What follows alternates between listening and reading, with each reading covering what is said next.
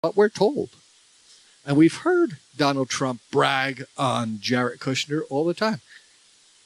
The guy behind the scenes, the quiet guy. Nobody knows what he sounds like, though. But have you ever heard his voice? Well, maybe you haven't. Here's a little bit of Jared Kushner now. I didn't mean to hurt anyone. I didn't mean to do anything that wasn't of a kind nature. Learning a lesson in life is never... Yeah. It's never really too late. Has he? And I think that the lesson that I learned came just in time. Okay, there is the voice of Jared Kushner. Chief advisor, top advisor to President Donald Trump. Well, they broke the story, they being the Washington Post, who's been doing a fabulous job on investigating. And I've said it all along, don't depend on the House or the Senate or even the FBI or any other governmental body investigating this and coming down to the truth. The one that's going to force the hands of the government to actually take action and correct things there in Washington, do something about this, is the press. Our free press. Like no other press in the world. And of course, Donald Trump has demonized the press. We'll get into how far that has gone. But he has demonized them. Oh, the fake news. Can't believe, just believe what comes out of my stupid mouth. Don't believe anything they say. It's fake news, all made up. But they are the ones, Washington Post, New York Times, and many others who've been on this case. They are the ones who are exposing the truth, shining the light into Trump's dark corners and revealing possibly treason, folks. Treason. Understand what that means. Working with a foreign power against our own nation at the highest level. And now Jared Kushner, the guy who was supposed to be the calming effect, the reasonable one, we're told he was even registered as a Democrat, even though he told him to fire James Comey. Now we find out he's as dirty, as wicked as any of those who have already been exposed, like the disgraced General Michael Fynn, who has now pleaded the fifth. Congress says, we're investigating this. We'd like to talk to you, Mr. Flynn. We want to see papers and information that you may have, may be pertinent to this. We're investigating you. And his lawyer says he's pleading the fifth. He's not going to talk to you. He's not going to give you anything. And now they may hold him in contempt of court. We'll get into that more. But Jared Kushner is supposed to be the nice guy, the reasonable guy, and we found out through the Washington Post.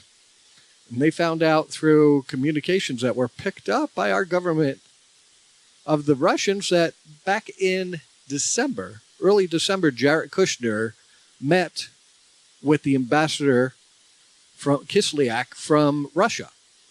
Now, Kislyak, he is an ambassador, formally an ambassador, but our nation knows him as one of Russia's top spies. We know many ambassadors, especially from countries like Russia, are really spies. They're looking to get information, find secret information, confidential information they can use in their country against us. Kislyak's been there a long time, knows how to play the game. Jared Kushner met with Kislyak and asked for a secret way of communication with the Kremlin, with Putin. Said, let's set, and it was all Kushner's idea. It wasn't Kislyak who suggested this. He says, we would like to set up a secret communications, private, just between you in Moscow and us, the Trump administration. We don't want anybody to know. In fact, we'd like to do it through your embassy and use your communication devices that aren't watched, aren't covered by our U.S. intelligence, the CIA, FBI. This is unprecedented, folks, to set up this so-called back channel. Now, we've set up back channels before, but not out of the view of our government. What were they trying to hide? they are going to be in charge of the government. This was back in December before they actually got in office. But they were frightened that if they spoke through regular channels, that our intelligence would know about it. Of course, they should know about all communications with government and foreign nations. They have that right. And they, as leading this country, they should be interested in knowing that. But they wanted to set up a secret kind of back channel that nobody would know about. They figured the only way to do that is to do it directly through an embassy that they have. And they have a channel of communication directly with Moscow. This way they could communicate with Moscow without any U.S. intelligence knowing. Why? You got to ask the question, why? What were they afraid of? They're going to be in charge of the government. They didn't want the CIA to know what they were going to say to Vladimir Putin and his sycophants over there. Didn't want the FBI to be privy of their communications with Russia. Didn't want the CIA to hear what they might communicate with Russia. Why? If it's nothing bad, we should know about it. He was doing something illegal, folks.